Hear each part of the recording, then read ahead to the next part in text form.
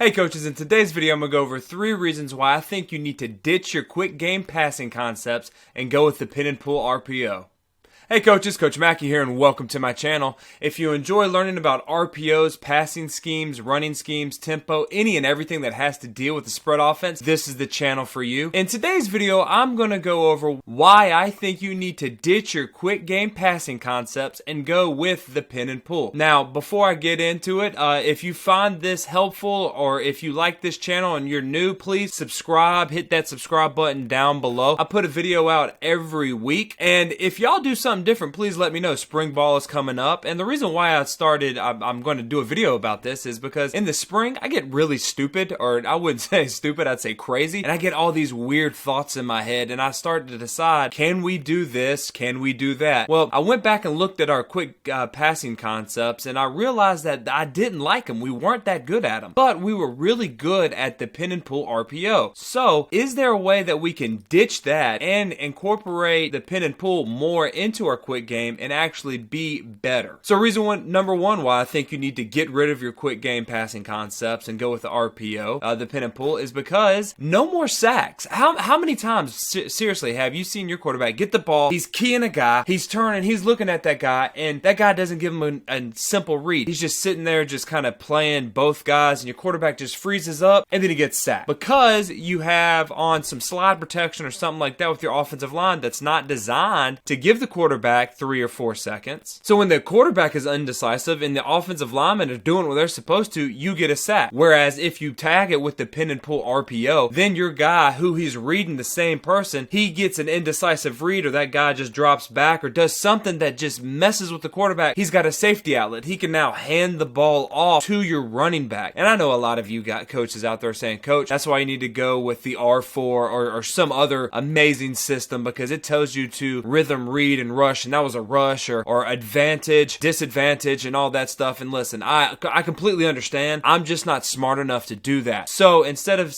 getting mad at my quarterback saying, "Dagnabbit, Johnny, that guy dropped, or that guy did this or that," I want to build in a bailout for him, and oh shit for my guy, and that is hand the ball off. The second reason why I think you need to get rid of your quick game passing concept and go with the pin and pull RPO is you can fold in those plays and you can still have your quick game with the pin and pull. So you can still have your slants, your hitches, and your slant arrow, and I'm going to go over how you can do that right now. So the first 2 ways we're going to do it, we're going to do it at a 3x1, and if you want to know how to do or how to block up the pin and pull RPO, check out the link in the description. I just put out a pin and pull RPO ebook. Everything is in there. I'm going to go over that later at the end of the video. So for right now, we've got our pin and pull to the left, and we're going to do our normal slants. I know a lot of people in the quick game love the slants, and we're going to do the slants concept, but I'm going to show you how we make it better. So everything that we do front side, he's got the gift. He's going to either run a hitch, a slant, or fade, depending on what that corner does. Now, the quarterback always knows every time we run the pin and pull, that single receiver, he has got it. Whatever it is, it's the gift route. He can take it if he wants it. How I like to run the slants backside is at a 3x1 is I like to run the bubble by number 3, slant by number 2, slant by number 1. And I just like that. I like the bubble because it sells like we're going to run our inside zone, because we run a lot of bubbles with the inside zone. So defensively, they see that guy do a bubble. They're like, oh, damn, there goes that bubble route. And then we run the slants right behind him. So who's the quarterback reading? He's reading the linebacker on the same side as the tailback, and we keep it consistent. And again, that is in the ebook in the description down below. If the read key flies over, then the quarterback is going to pull it and he's going to throw the slant. If the read key just sits there, then the quarterback is just going to hand the ball off, because this is what tells him what to do. If he's indecisive, if he just sits there and kind of messes with the quarterback, again, the quarterback knows, I'm going to hand the ball off. If this guy flows over top, now the quarterback's going to disengage and he's going to be right here, which it should be wide open, because here's the grass area, because the guy that should be in that grass is flown over the center. But, and this is the beautiful thing about this, if he comes into the grass, the quarterback now has a second window, and we are blocking backside man on just like normal pass, so he doesn't have to worry about the rush. So again, if he gets this, now he has 1, or if color comes in the grass, 2. The next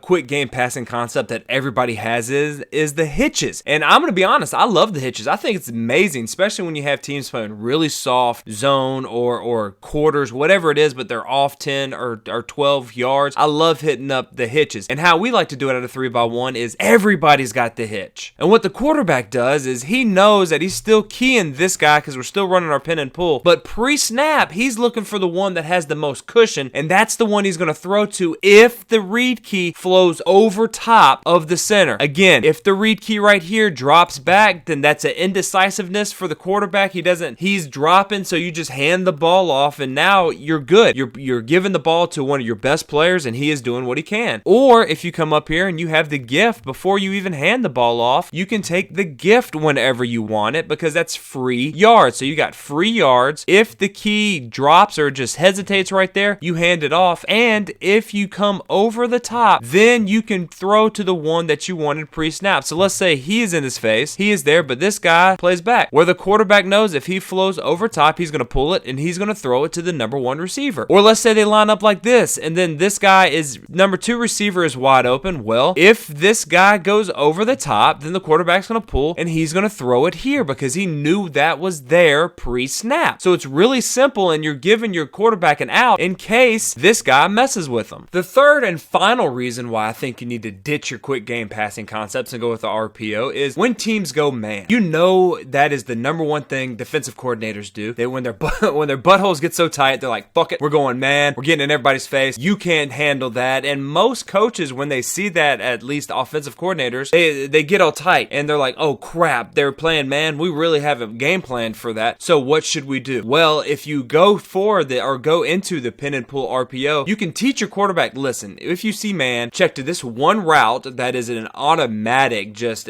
man beater, the pick route, or you can walk up to the line and give them a couple of tags. You can have that defensive end slip up to the linebacker, which I'm going to show you, or you can give them a tag that says, okay, instead of that linebacker right there shooting it and you pulling and throwing it, well, if he flies over top, you pull and you run. So I'm going to go into the 2 tags you can actually do with the number 1 man-to-man beater for the RPO right now. Now you want to run your slant arrow when it's 1 high. So again, tell your quarterback, you see this, call this instead if we really want to do it. And what I got this slant arrow from watching Baylor and Tulsa, and what I realized is when they run the slant arrow, their arrow is actually aiming from the upfield shoulder of their corner, and he is essentially running a pick route. And if you look at it, a lot of the teams don't play banjo. I mean, you've got Alabama and Michigan State, and that's about it, that play the banjo. If he goes out and someone comes in, I'm going to get him. Most people, especially in high school, they're in your face, and it's I got you no matter where you go, I don't care. So call the slant arrow in this concept and just teach your guy, because we've gotten rid of our passing concept, the quick game passing concepts, to run his arrow and then try to make the corner go over top. If you can make that corner go over top, you have won. And what we like to do is after he goes over top, just go upfield a couple of steps, because this makes him go even further, which opens up the slant. And really for us, the slant is just 1 step and then replace. That's it. And the quarterback is still reading the same guy, the same key, same side as the tailback. So if he sits there, you just hand the ball off and let him go because he's trying to play with you. Doesn't matter. You have that built-in concept for him. If he flows over top, then you pull and you throw. Simple. What happens when you call a quick game and all of a sudden you see that the defense comes out in straight man-to-man? Usually if you're like me, you're like, oh, damn, they got me on this one. Well played, sir. Well played. Well, if you simplify your playbook and you give your quarterback just 1 or 2 if-then statements, you can actually make the defense suck at going man-to-man. And this is why. You tell the quarterback, okay, QB, you see 1 high up there. I want you to walk to the tackle, and I want you to give him a slip call. What is a slip call? It tells him, okay, he is going to be slipping the defensive end. He's going to help the guard, and then they're moving up to the linebacker right there. So now that slip tells the quarterback, I'm reading the end. And also, what do you do to the outside? What happens? Let's say you got slants on or something. Well, you don't want these guys running into this. So you just tell them a key screen, key 1, key 2, key 3, whatever it is you want. And now they're out of your way, so your quarterback can now be a player. And now it just goes straight into the inside zone. If this defensive end flies up the field, you hand the ball off because you still got numbers. If this defensive end crashes, then the quarterback pulls and runs. And who's the quarterback player? This guy right here, and he's going to get at least 10 yards, and I'll take that every time. All right, maybe you don't want to give a slip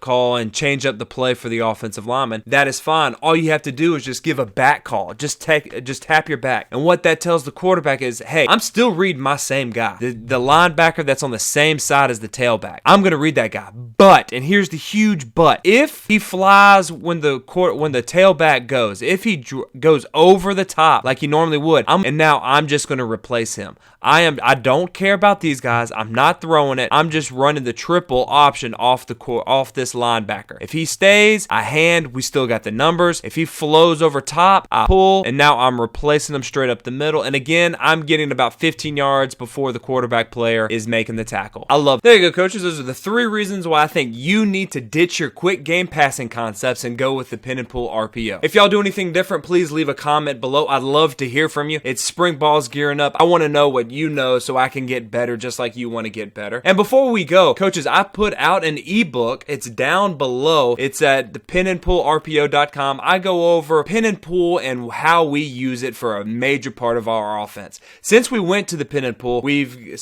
did records in touchdowns, receiving, yards. It helped us go from winning 1 game to making it to the second round of the playoffs last year and coming really close to winning that game. And I just love it. I think it puts the chalk in your hands last, and as an offensive coordinator, as a football coach, that's all you can ask for. Hit that subscribe button. If you enjoyed this, share it, send it to other coaches. I love y'all just like you love me and my bald head. Look at that. It's really bald. I'm sorry. And until next video, coaches, let's continue to master the spread, score points, and have fun.